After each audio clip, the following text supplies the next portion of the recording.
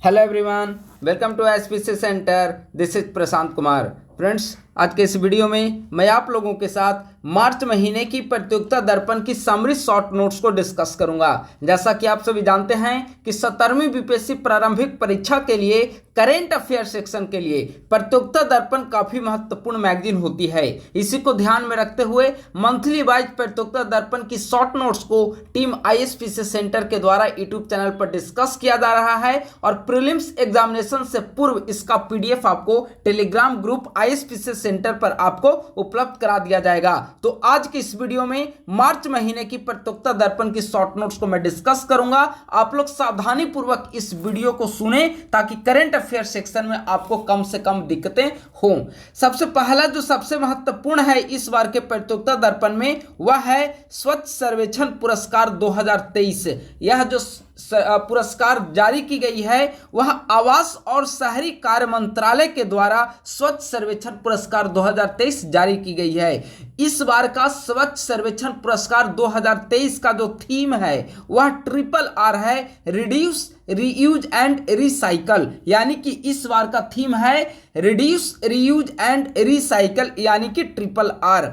अगर स्वच्छ सर्वेक्षण पुरस्कार के तहत सर्वश्रेष्ठ 3 राज्य की सूची देखा जाए तो महाराष्ट्र, मध्य प्रदेश और छत्तीसगढ़ टॉप 3 स्टेट में शामिल हैं। यानी कि सबसे स्वच्छ राज्य में महाराष्ट्र, मध्य प्रदेश और छत्तीसगढ़ आते हैं।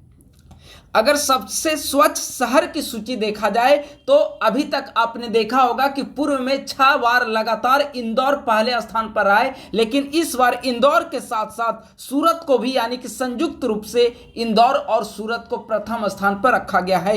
वहीं 1 लाख से अगर कम आबादी वाले में शहर देखा जाए तो 1 लाख से कम आबादी वाले सबसे स्वच्छ शहर में सासवड़, पाटन व लोनावाला प्रमुख है। सबसे स्वच्छ छावनी बोर्ड महू मध्य प्रदेश का, सबसे स्वच्छ गंगा टाउन वाराणसी और दूसरे नंबर पे प्रयागराज और सर्वश्रेष्ठ सफाई मित्र सुरक्षित शहर यह चंडीगढ़ को घोषित किया गया है। तो स्वच्छ सर्वेक्षण पुरस्कार 2023 के तहत ये सारे अवार्ड जो हैं काफी अधिक महत्वपूर्ण है। अगला है हिम तेंदुओं का पहला वैज्ञानिक सर्वेक्षण। देखिए, भारत में पहली बार हिम तेंदुओं का वैज्ञानिक सर्वेक्षण किया गया है, इसीलिए यह टॉपिक आगामी प्रीलिम्स परीक्षा के लिए काफी अधिक महत्वपूर्ण है। यह जो जिस कार्यक्रम के तहत हिम तेंदुओं का पहला वैज्ञानिक सर्वेक्षण आयोजित किया गया है उस कार्यक्रम का नाम है SPAI, snow leopard population assessment in India. SPAI कार्यक्रम, ठीक है। अगर हिम तेंदुओं को इंटरनेशनल लेवल पर देखा जाए तो IUCN के अंतर्गत ये असुरक्षित वनरेबल जो ग्रुप है उसमें इनको शामिल किया गया है हिम तेंदुआ को, ठीक है। तो IUCN के तहत असुरक्षित कैटेगरी में इसे रखा गया है। हिम तेंदुआ का पहला वैज्ञानिक सर्वेक्षण के अंतर्गत इसकी कुल संख्या जो है वह 718 इसकी कुल संख्या है। अगर सर्वाधिक संख्या देखा जाए तो लद्दाख में हिम तेंदुओं की संख्या सबसे ज्यादा है 477। यानी कि हिम तेंदुओं की कुल संख्या 718 है, उनमें से 477 हिम तेंदुआ है वह सिर्फ लद्दाख में देखने को मिलता है जो कि सर्वाधिक है। इसके अलावा उत्तराखंड में 124, हिमाचल प्रदेश में 51, अरुणाचल प्रदेश 36, सिक्किम 21 और जम्मू कश्मीर में 9 हिम तेंदुआ है। इन सभी को आपस में आप जोड़ लेंगे तो 718 हो जाएगा। यानी कि लद्दाख, उत्तराखंड, हिमाचल प्रदेश, अरुणाचल प्रदेश, सिक्किम और जम्मू कश्मीर इन्हीं स्टेट और केंद्र शासित प्रदेश में हिम तेंदुआ पाया जाता है। कुल मिलाकर भारत में हिम तेंदुआ की संख्या 718 है। अगर वर्ल्ड लेवल पर देखा जाए तो वर्ल्ड लेवल पर हिम तेंदुओं की सर्वाधिक संख्या चाइना में देखने को मिलती है। तो यह काफी अधिक महत्वपूर्ण है। अगला है, आप सभी जानते हैं देश के सबसे लंबे सी ब्रिज का उद्घाटन भारत के माननीय प्रधानमंत्री नरेंद्र मोदी के द्वारा महाराष्ट्र में किया गया है। कहां पर? महाराष्ट्र में। इस ब्रिज का नाम अटल ब्रिज रखा गया है। अगर अटल ब्रिज की लंबाई देखा जाए तो 21.8 किलोमीटर इसकी लंबाई है, जिनमें से समुद्र के ऊपर 16.5 किलोमीटर यह लंबी है और जमीन पर 5.3 किलोमीटर लंबी है। यानी कि देश का सबसे लंबी सी ब्रिज जिसे अटल ब्रिज के नाम से जाना जाता है, इसकी लंबाई 21.8 किलोमीटर है, जिसमें से समुद्र के ऊपर 16.5 किलोमीटर लंबी है, जबकि जमीन पर 5.3 किलोमीटर लंबी है। देश में समुद्र पर बनाए गए यह दूसरा पुल है। अगर पहला पुल जो देश में समुद्र के ऊपर बनाया गया था तो वह बांद्रा वर्ली सी लिंक है, यह भी मुंबई में स्थित है। ठीक है, अगर इस अटल सी ब्रिज का देखा जाए तो इसकी जो 80% परियोजना लागत है वह जापान के सहयोग से इसे बनाया गया है और जापान इंटरनेशनल कोऑपरेशन एजेंसी 80% परियोजना लागत का वहन कर रही है। यानी कि अटल सी ब्रिज किसके सहयोग से बनाया गया है? जापान के सहयोग से बनाया गया है। तो यह काफी अधिक महत्वपूर्ण है। अगले पॉइंट की ओर आते हैं हम लोग। एक्सपोसैट उपग्रह, एक्सपोसैट उपग्रह जो है वह PSLV-C58 के द्वारा इसरो के द्वारा लॉन्च किया गया है। इसरो ने 1 जनवरी 2024 ईस्वी को एक्सपोसैट सैटेलाइट को प्रक्षेपित किया है PSLV-C58 के जरिए। अगर देखा जाए तो यह PSLV की कुल 60वीं उड़ान है, जिनमें से 2 उड़ान जो है वह असफल रहा है और यह C58 के द्वारा इसे प्रक्षेपित किया गया है। ठीक है, खगोलीय एक्सरे के अध्ययन हेतु भारत का पहला ध्रुवण मापी पोलैरियोमीटर मिशन है। इसे आप लोग याद रखेंगे। खगोलीय एक्सरेज के अध्ययन के लिए भारत का पहला ध्रुवण मापी मिशन एक्सपोसैट उपग्रह इसरो के द्वारा PSLV-C58 के जरिए 1 जनवरी 2024 ईस्वी को प्रक्षेपित किया गया। भारत ब्लैक होल्स का अध्ययन करने वाला अमेरिका के बाद दूसरा देश बना है। तो इस लिहाज से भी यह बीपीएससी की आगामी प्रीलिम्स परीक्षा के लिए काफी अधिक महत्वपूर्ण है। अगले पॉइंट की ओर आते हैं। आदित्य लैंग्रेज 1 बिंदु पर स्थापित हुआ। आदित्य L1 आप सभी जानते हैं क्या है आदित्य L1? तो सौर मिशन है। भारत का सौर मिशन, पहला सौर मिशन आदित्य L1, जिसे 2 सितंबर 2023 ईस्वी को PSLV-C57 के जरिए प्रक्षेपित किया गया। PSLV-C58 अभी हमने देखा एक्सपोसैट मिशन को, और PSLV-C57 के जरिए आदित्य L1 को 2 सितंबर 2023 ईस्वी को इसरो के द्वारा प्रक्षेपित किया गया था। लेकिन अब सबसे महत्वपूर्ण बात यह है कि इसरो को हमने 2 सितंबर को प्रक्षेपित तो कर दिया, लेकिन लैंग्रेज 1 बिंदु पर पहुंचने में उसने 126 दिन का समय लिया। इस दौरान इसने लगभग 15 लाख किलोमीटर की दूरी को सफर किया और 126 दिन के अंतराल पर लैंग्रेज 1 बिंदु पर इसे स्थापित किया गया है। हेलो ऑर्बिट में स्थित L1 यानी कि लैंग्रेज 1 बिंदु पर सूर्य और पृथ्वी के गुरुत्वाकर्षण में संतुलन रहता है।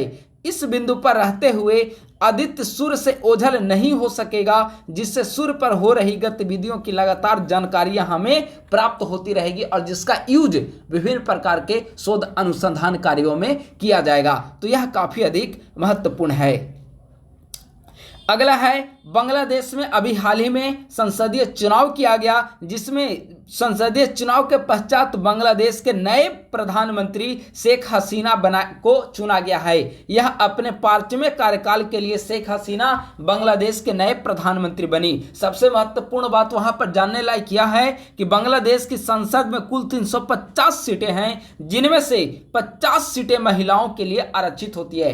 देखिए, भारत में अभी हाल ही में नारी शक्ति वंदन अधिनियम पारित किया गया, लेकिन इससे पहले अगर आप पड़ोसी देशों में देखेंगे कि महिलाओं के लिए क्या संसद में वहां पर सीटें आरक्षित है, तो ऐसा एग्जाम्पल आपको पाकिस्तान में भी देखने को मिलेगा और ऐसा एग्जाम्पल आपको बांग्लादेश में भी देखने को मिलेगा।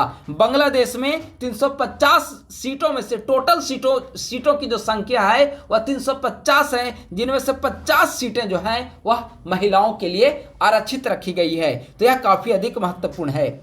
अगला, ताइवान में भी चुनाव हुए हैं और चुनाव के पश्चात ताइवान के नए राष्ट्रपति डेमोक्रेटिक प्रोग्रेसिव पार्टी से संबंधित हैं, लाई चिंग ते को बनाया गया है। ये चीन विरोधी माने जाते हैं और बेसिकली ताइवान की स्वतंत्रता के समर्थक हैं। कौन? लाई चिंग ते, जो कि डेमोक्रेटिक प्रोग्रेसिव पार्टी से संबंधित हैं, तो ताइवान के नए राष्ट्रपति बने। अगला, ब्रिक्स में 5 नए सदस्य बने हैं। देखिए, 1 जनवरी 2024 ईस्वी से ब्रिक्स में 5 नए सदस्य जुड़े। पहले देखा जाए तो BRICS B for Brazil, R for Russia, I for India, C for China and S for South Africa.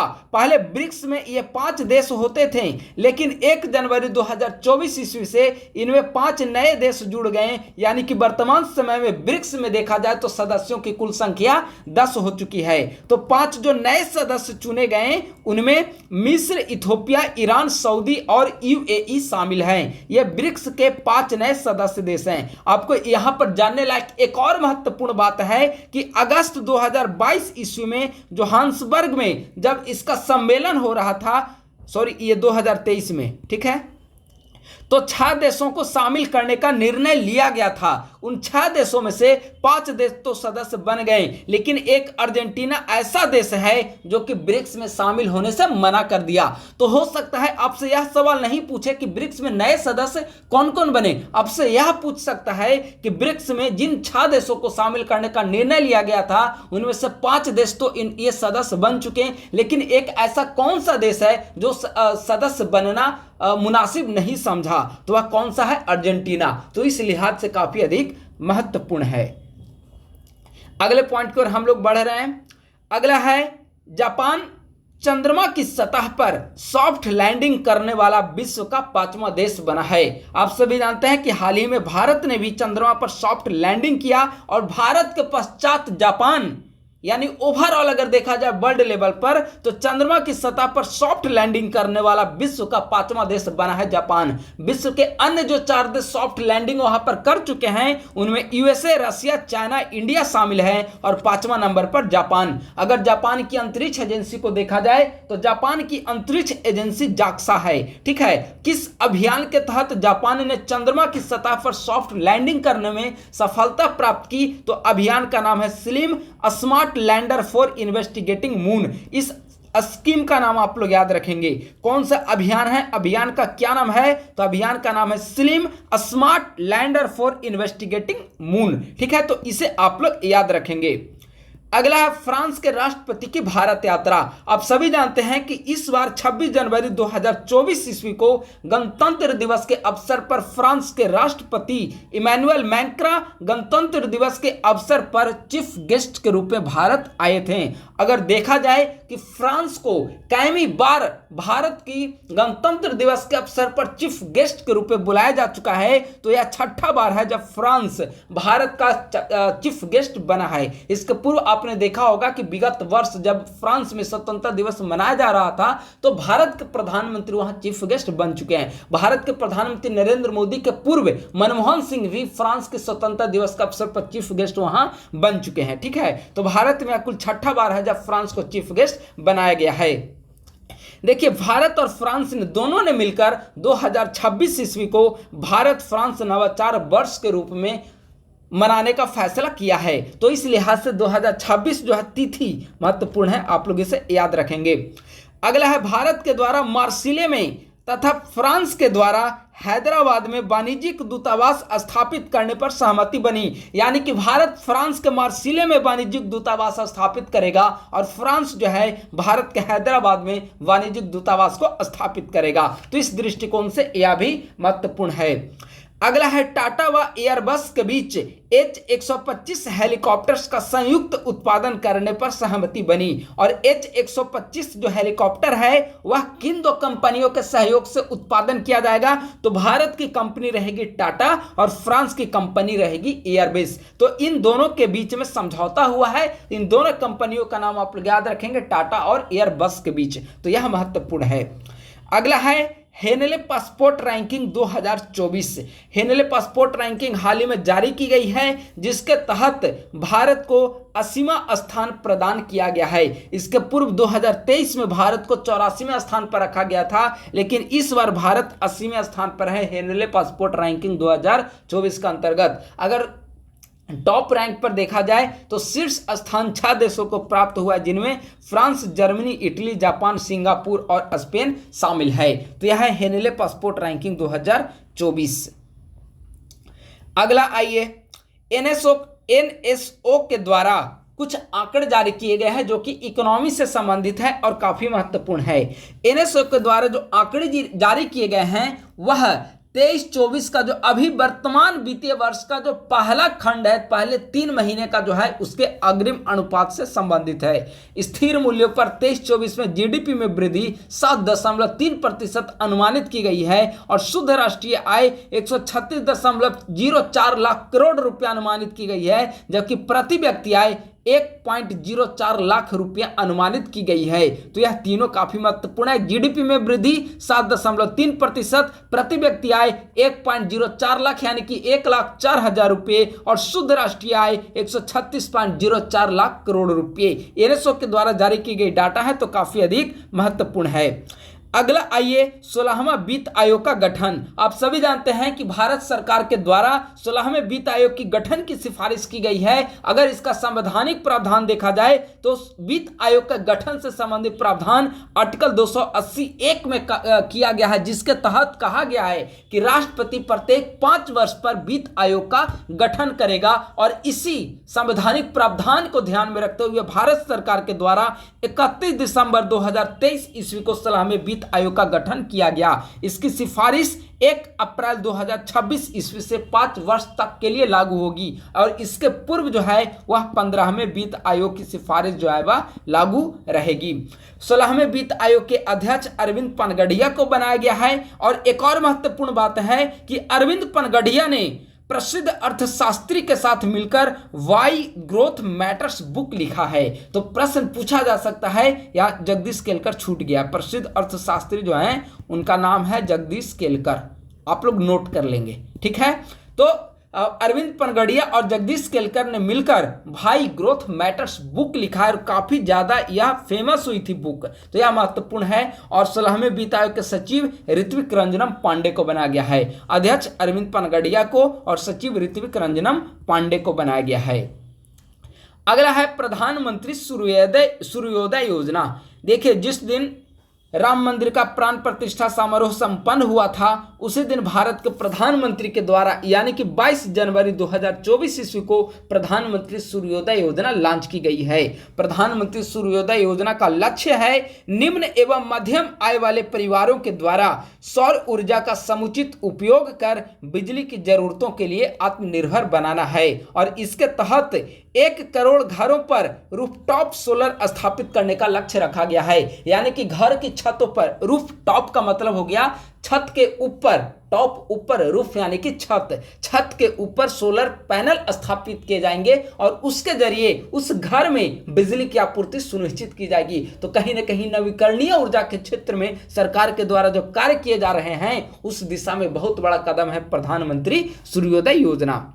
अगला है 69वें फिल्म फेयर अवार्ड, 69वें फिल्म फेयर पुरस्कार। देखिए, 69वें फिल्म फेयर पुरस्कार के तहत सर्वश्रेष्ठ फिल्म का पुरस्कार जो है वह 12वीं फेल 12th फिल्म मूवी को दिया गया है, जिसके डायरेक्टर विनोद चोपड़ा हैं। अगर सर्वश्रेष्ठ निदेशक का अवार्ड देखा जाए तो ऑब्वियस सर्वश्रेष्ठ निदेशक विनोद चोपड़ा को दिया गया है। किस फिल्म के लिए? तो 12th फेल के लिए, ठीक है, 12th फेल के लिए। अगला है सर्वश्रेष्ठ अभिनेता रणबीर कपूर एनिमल के लिए। सर्वश्रेष्ठ अभिनेत्री का अवार्ड आलिया भट्ट को प्रदान किया गया है। तो किसी भी आप फिल्म फेयर अवार्ड को देखते हैं तो उनमें से सिर्फ 4 चीजों का आप लोग ध्यान रखा करें। सर्वश्रेष्ठ फिल्म, डायरेक्टर, एक्टर और एक्ट्रेस का अवार्ड किसे प्रदान किया है। तो यहां पर चारों पॉइंट हमने डिस्कस कर दिया।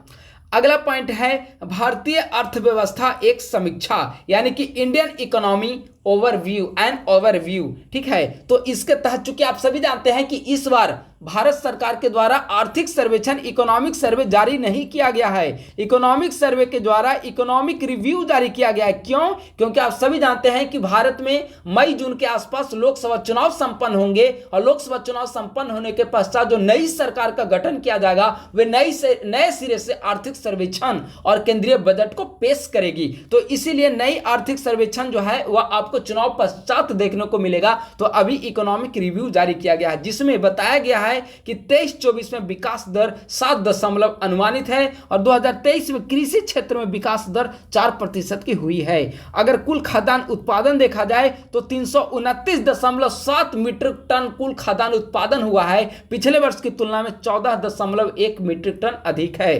कुल कृषि निर्यात अगर देखा जाए तो 4.2 लाख करोड़ रुपए की कुल कृषि निर्यात हुई है। भारत दूध, दाल और मसालों का सबसे बड़ा उत्पादक देश है, यानी कि दूध, दाल और मसाला उत्पादन में भारत फर्स्ट नंबर पर है, जबकि फल, सब्जियों, चाय, मछली, गन्ना, गेहूं, चावल, कपास, चीनी का दूसरा सबसे बड़ा उत्पादक देश है। तो आप लोग इसे याद रखेंगे। अगर 2023 ईस्वी में कुल निर्यात और आयात को देखा जाए तो 2023 ईस्वी में कुल निर्यात 776 बिलियन डॉलर रहा, जबकि कुल आयात जो है 893 बिलियन डॉलर रहा। यानी कि यहां पर भी देखेंगे तो व्यापार घाटे में अभी भारत चल रहा है, व्यापार अधिशेष की स्थिति भारत में विद्यमान है। तो इंडियन इकोनॉमी एक ओवरव्यू हमने देख लिया। अब थोड़ा सा अंतरिम बजट को हम लोग देखते हैं, ज़्यादा डिटेल नहीं देखेंगे क्योंकि नए सिरे से जब बजट जारी की जाएगी तो वह काफ़ी अधिक महत्वपूर्ण होगा। केंद्रीय बजट के अकॉर्डिंग कुल व्यय जो है 45.03 लाख करोड़ रुपया कुल व्यय निर्धारित की गई है। राजकोषीय घाटा 5% निर्धारित की गई है और प्राथमिक घाटा 1.5% निर्धारित की गई है। जीडीपी वृद्धि की अनुमानित दर देखा जाए तो जीडीपी वृद्धि की अनुमानित दर 10.5% है। अब प्रश्न उठता है कि रुपया कहां से आते हैं, तो उधार व अन्य देयता 28%, इनकम टैक्स 19%, जीएसटी 18%, निगम कर कॉर्पोरेट टैक्स 17%, ऋण भिन्न प्राप्ति 7%, केंद्रीय उत्पाद शुल्क 5% और सीमा शुल्क 4%। अब रुपया कहां इन्वेस्ट किया जाएगा, तो उधार और अन्य देयता में अगर 28% रुपया आया है तो स्वाभाविक वहां पर ही हम इन्वेस्ट करेंगे। तो ब्याज अदायगी में 20% हमारा पैसा चला जाता है, करों में राज्य का हिस्सा 20% हो जाता है, केंद्रीय क्षेत्र की योजनाओं के लिए सरकार के द्वारा कुल राशि का 16% आवंटित की जाती है और वित्त आयोग और अन्य अंतरण के लिए 8% राशि आवंटित किए जाते हैं। तो ये महत्वपूर्ण है, इसके अलावा भी और कुछ है लेकिन हमने यहाँ पर महत्वपूर्ण को ही डिस्कस किया है। अगला है कुछ महत्वपूर्ण नियुक्तियां और प्रमुख चीजों को देख लेते हैं। जैसे एसएसबी के नए महानिदेशक दलजीत सिंह चौधरी को बनाया गया है। तो एसएसबी सशस्त्र सीमा बल के नए महानिदेशक कौन बने? दलजीत सिंह चौधरी। अगला ट्राई के नए अध्यक्ष कौन बने? बहुत महत्वपूर्ण है। ट्राई के नए अध्यक्ष कौन बने? तो अनिल कुमार लाहौटी को ट्राई के नए अध्यक्ष बनाया गया है। Telecom regulatory authority of India यानी कि ट्राई। नेताजी सुभाष चंद्र बोस आपदा प्रबंधन पुरस्कार 2024। देखिए, नेताजी सुभाष चंद्र बोस आपदा प्रबंधन पुरस्कार है वह दो क्षेत्रों में दिया जाता है। एक तो संस्थागत क्षेत्र में प्रदान किया जाता है और दूसरा व्यक्तिगत क्षेत्र में प्रदान किया जाता है। लेकिन इस बार अभी किसी को व्यक्तिगत क्षेत्र में प्रदान नहीं किया गया है, हो सकता है कि आने वाले समय में किया जाए, लेकिन संस्थागत श्रेणी में इस बार का नेताजी सुभाष चंद्र बोस आपदा प्रबंधन पुरस्कार 2024 प्रदान किया जा चुका है। इनमें संस्थागत श्रेणी में देखा जाए तो 60 पैराशूट फील्ड हॉस्पिटल यूपी का जो है उसे प्रदान किया गया है। तो यह काफी अधिक महत्वपूर्ण है। अगला है पद्म अलंकरण। आप सभी जानते हैं कि पद्म पुरस्कार की घोषणा सरकार के द्वारा की गई है, केंद्र सरकार के द्वारा, जिनमें 2024 ईस्वी में कुल 132 लोगों को पद्म पुरस्कार से सम्मानित किया जाएगा। जिनमें अगर पद्म विभूषण देखा जाए, जो कि इन पद्म विभूषण, पद्म भूषण और पद्म श्री, इन तीनों पद्म अवार्ड में सबसे टॉप लेवल का पद्म विभूषण है, जो कि 5 लोगों को प्रदान किया जाएगा। वेंकैया नायडू, चिरंजीवी, वैजयंती माला, पद्मा सुब्रमण्यम और बिंदेश्वर पाठक। पद्म भूषण 17 लोगों को दिया जाएगा, पद्म श्री 110 लोगों को दिया जाएगा। अगर आप इन तीनों को जोड़ देंगे तो टोटल पद्म अवार्ड 132 लोगों को दिया जाएगा। पद्म विभूषण 5 लोगों को, पद्म भूषण 17 और पद्म श्री 110 लोगों को।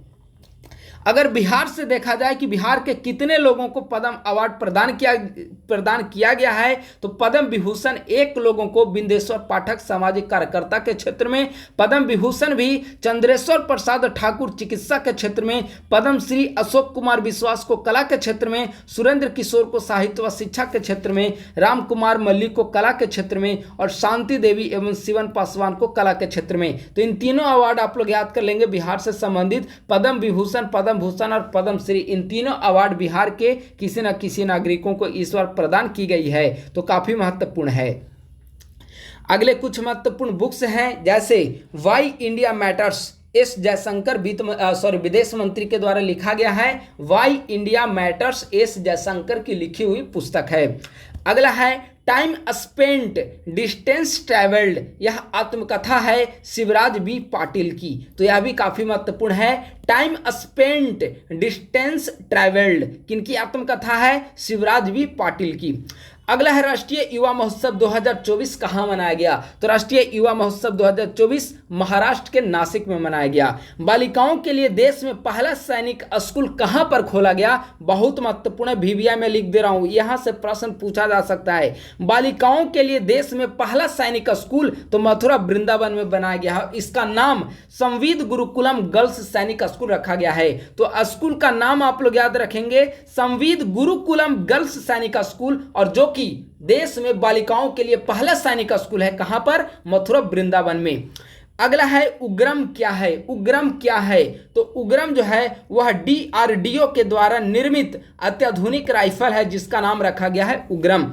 अगला है नाम समिट, 19वां नाम सम्मेलन नॉन अलाइन्ड मूवमेंट यानी कि गुट निरपेक्ष आंदोलन। तो 19वां गुट निरपेक्ष आंदोलन 2024 ईस्वी में युगांडा के कंपाला में आयोजित किया गया। तो 19वां नाम समिट कहां पर आयोजित किया गया? युगांडा के कंपाला में। तो दोस्तों इस प्रकार से आज की इस वीडियो में मार्च महीने के प्रतियोगिता दर्पण का शॉर्ट नोट समरी नोट्स को हमने डिस्कस कर दिया है। इसके पूर्व में हर एक मंथ का मंथली वाइज प्रतियोगिता दर्पण का समरी नोट्स हमारे यूट्यूब चैनल ISPCS सेंटर पर एक अलग प्लेलिस्ट के रूप में उसे अवेलेबल करा दिया गया है। आप लोग जनवरी से लेकर जब तक प्रीलिम्स, जनवरी टिल प्रीलिम्स, जब तक प्रीलिम्स नहीं खत्म हो जाती है तब तक आप लोग हर एक महीने का प्रतियोगिता दर्पण काफी अच्छे तरीके से कंप्लीट करते जाएंगे। और इसके लिए कहीं आपको भाग दौड़ करने की आवश्यकता नहीं है। हमारे यूट्यूब चैनल पर आप लोग जाइए, शॉर्ट नोट जो डिस्कस किया गया है उसे 3 बार 4 बार आप लोग देखिए, तब तक देखिए जब तक कि पूरी तरीके से आप श्योर नहीं हो जाते हैं। क्योंकि प्रतियोगिता दर्पण से जो प्रश्न आते हैं बहुत महत्वपूर्ण होते हैं और आप लोग कोशिश करें कि इतना कंप्लीट कर लें कि एक भी प्रश्न करंट अफेयर सेक्शन के तहत गलत